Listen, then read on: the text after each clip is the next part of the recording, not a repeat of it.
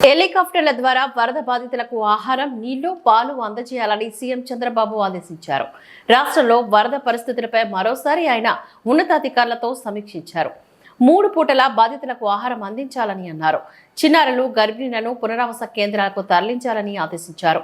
బోర్డులు ఎక్కడెక్కడ తిరుగుతున్నాయో మ్యాపింగ్ చేయాలని అన్నారు. ఒకే ప్రాంతంలో కాకుండా మారుమూర్తి ప్రాంతాలకు వెళ్లాలని సూచించారు. మధ్యాహ్నం కొంతమేరకు వరద ప్రవాహం తగ్గుతుందని అంచనా వేశారు. లంక గ్రామాల్లోని సమస్యలపైన అధికారులను అప్రమత్తం చేయాలని కలెక్టర్లను ఆయన ఆదేశించారు. ఎవరూ ఆందోళన చెందాల్సిన అవసరం లేదని, అందరికీ సాయం అందుతుందని చంద్రబాబు తెలిపారు.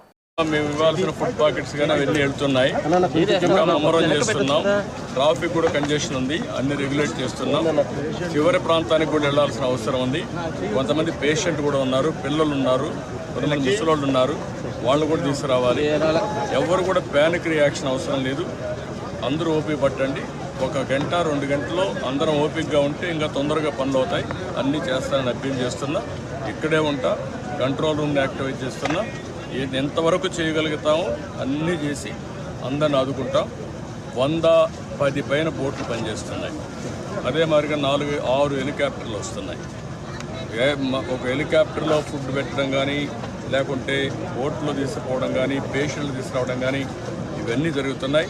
వర్షం కూడా పడతా ఉంది, అయినా కూడా ఎక్కడ ఆపరేషన్స్ ఆపం, అన్ని విధాలు. సార్, ప్రకాశం గారి 69 గేట్ దగ్గర బోట్లు కొట్టుకురావడం ఏమన్నా కుట్రే ఉంది? ఇవన్నీ ఇప్పుడు నేను అవన్నీ మాట్లాడను. ప్రతి ఒక్కదానికి మనం అవన్నీ మాట్లాడడం కరెక్ట్ కాదు.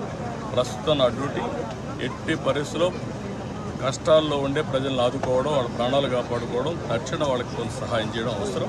అదే చేస్తాం. ఇంకా కూడా మనకు ఓవరాల్గా అక్కడే ఉంది. 11,40,000 క్యూసెక్స్ ఆఫ్ వాటర్ వస్తుంది. అది ఎప్పుడు రానంత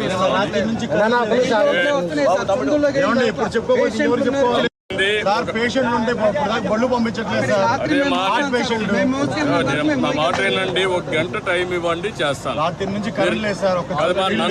మమ్మల్ని ఇబ్బంది పెట్టి, నన్ను ఒక్కడే ఇబ్బంది పెట్టినా కూడా అందరికి న్యాయం చేస్తాను.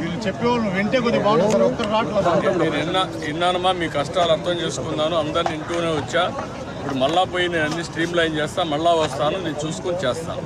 నాకు వదిలిపెట్టి నేను చేస్తాను.